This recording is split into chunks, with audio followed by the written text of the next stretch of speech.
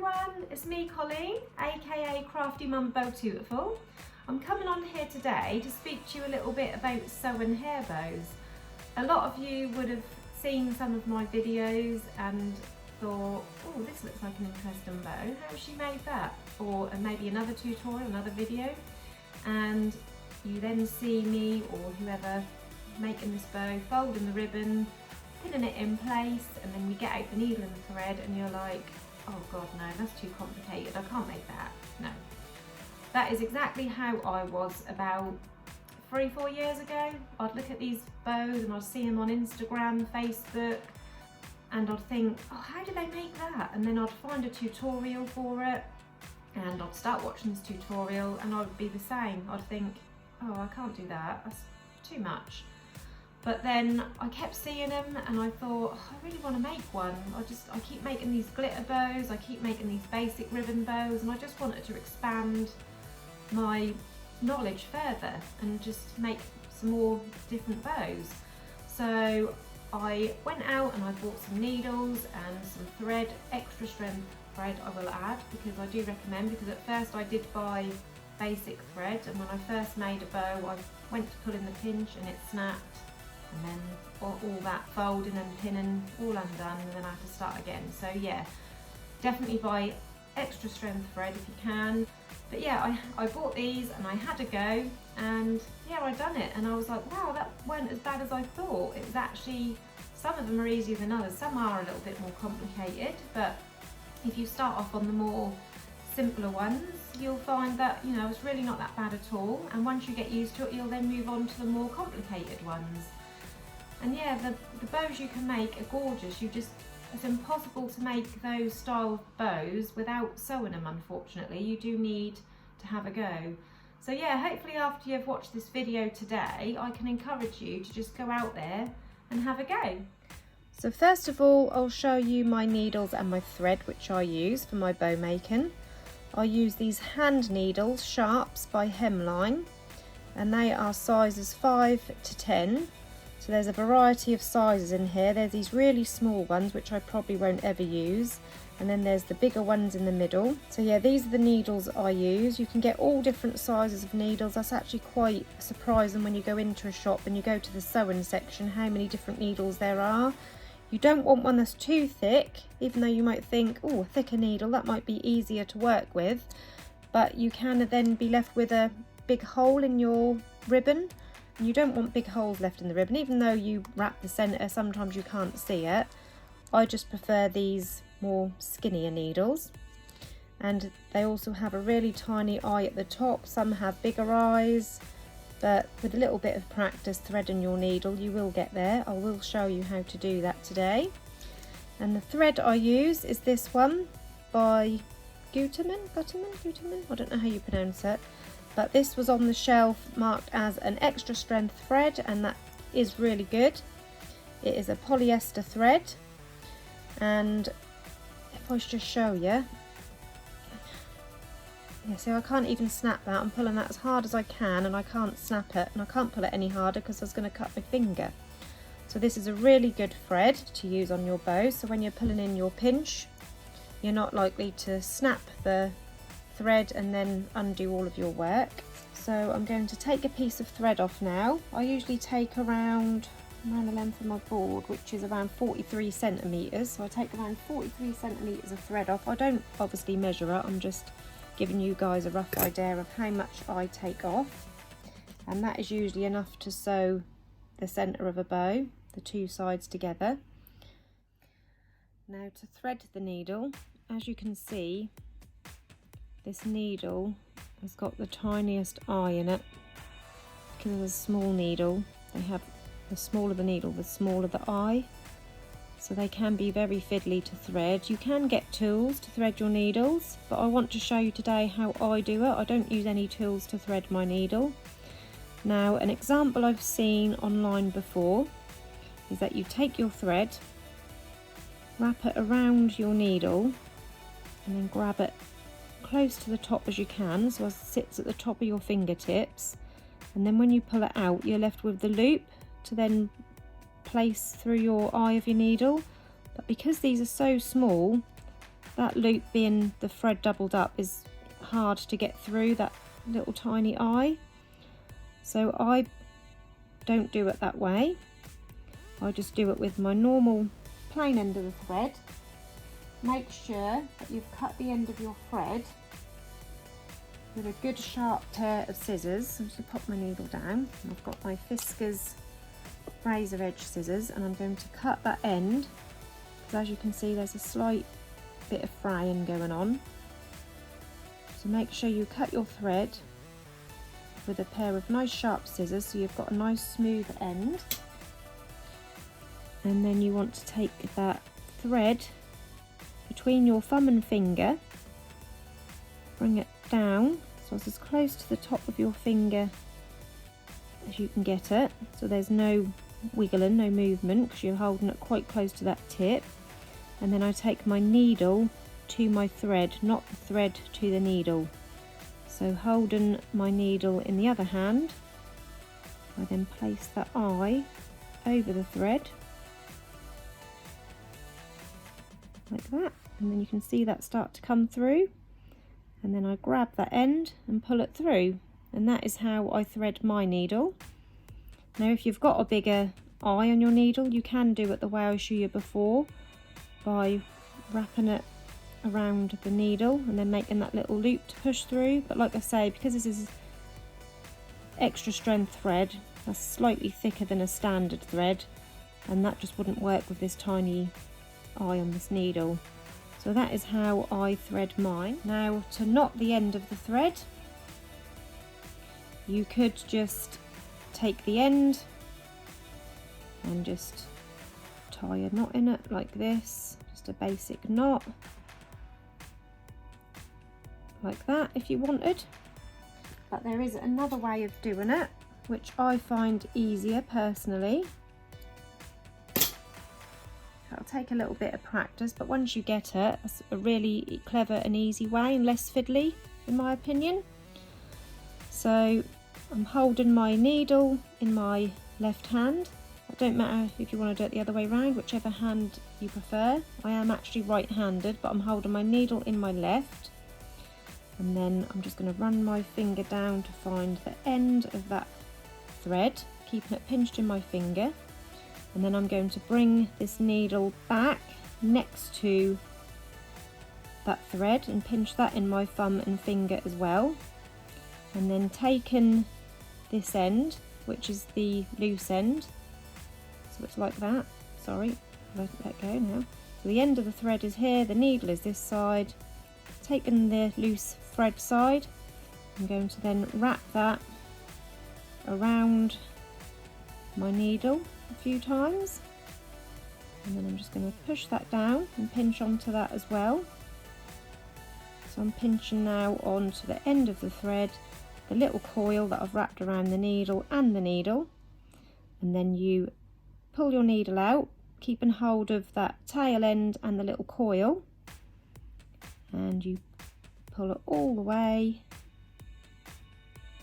and then there you have a knot. I'll show you that again. Just cut that knot off. So I've threaded my needle like this. So I'm going to hold that there so that don't unthread, and my needle, and then I'm going to find the end of my cotton, and when I've found the end I'm going to keep that pinched, and I'm going to bring my needle back down and also pinch hold of that. And then taking the loose end, I'm going to wrap that around my needle, push that down and grab it, and then grab my needle, pull it out. Ooh, try not to lose your thread out of the needle, pull it all the way down to the end, and there's your knot. So that is a good easy method to get the knot in the end of your thread. Needle threaded and our knot in the end, I'm now going to show you the basic stitches in each different size width of ribbon. So I've done a little sort of chart, if you want to call it, here. So in a 1 inch wide ribbon or 22 to 25 millimetre. That don't matter the few extra millimetres, whether it's 22 or 25, that won't make any difference. As a rule, we do 4 stitches. On a 1.5 inch ribbon, or 38 to 40 millimetre wide, we do, as a rule, 6 stitches.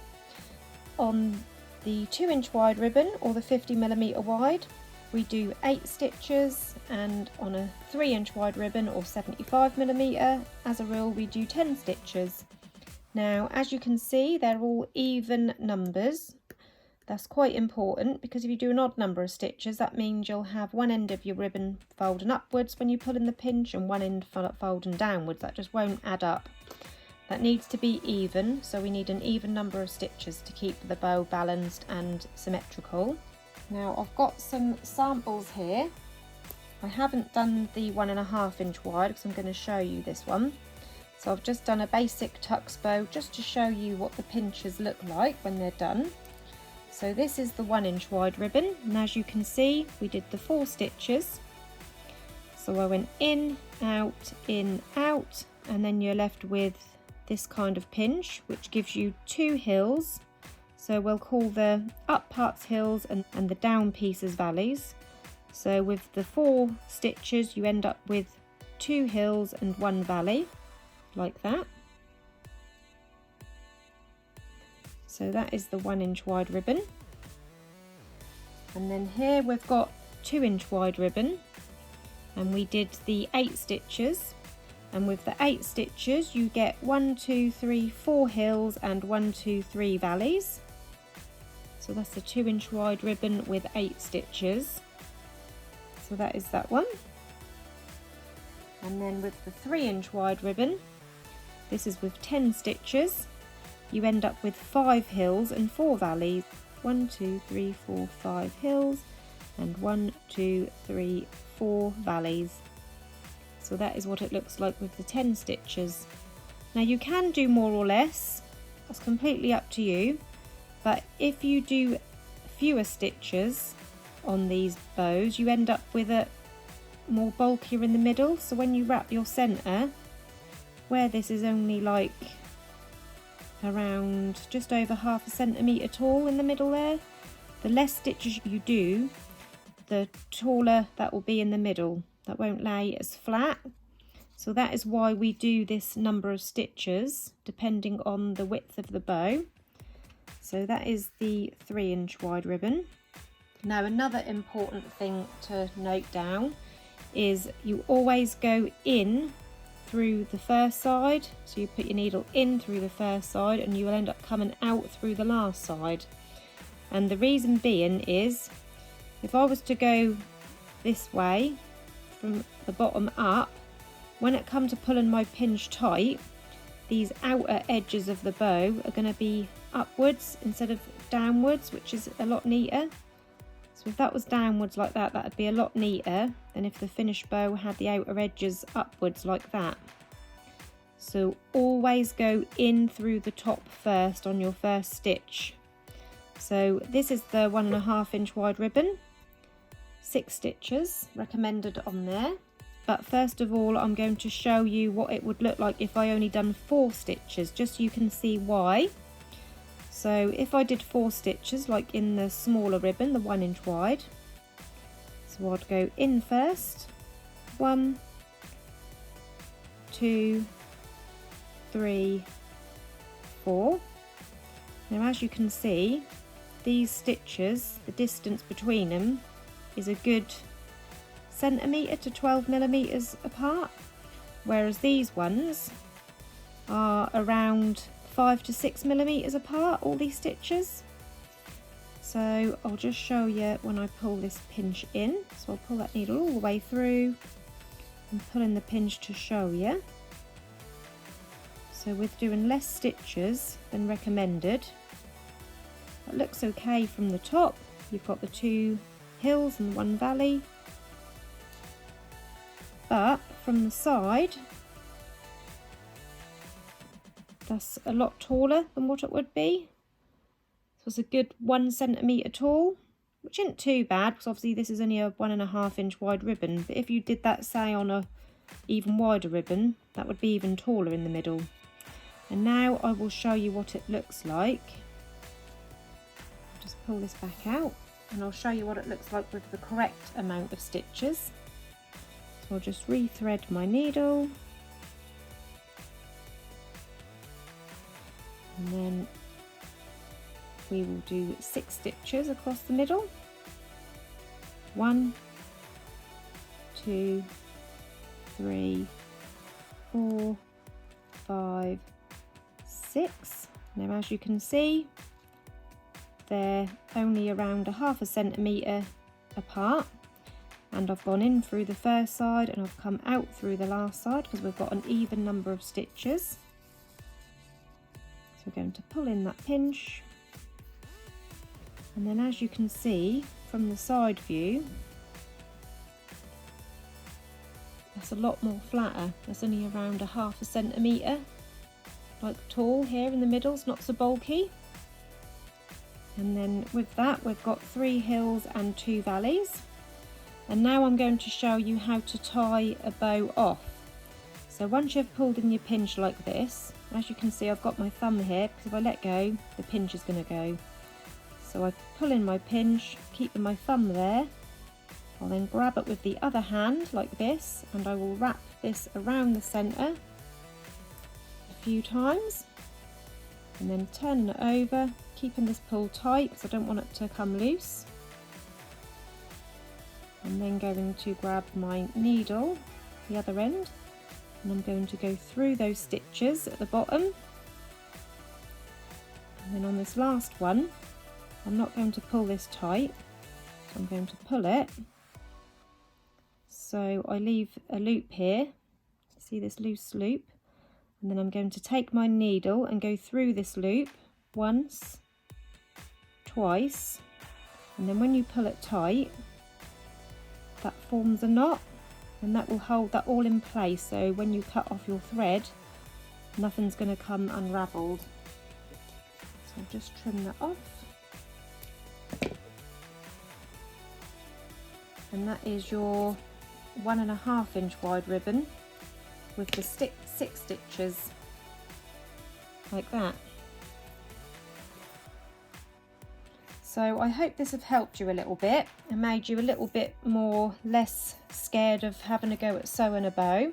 So as a rule of thumb, you just need to keep your stitches around 5 to 6 millimeters apart. You don't have to measure as you stitch them because obviously that would take way too long, but you can just do it by eye.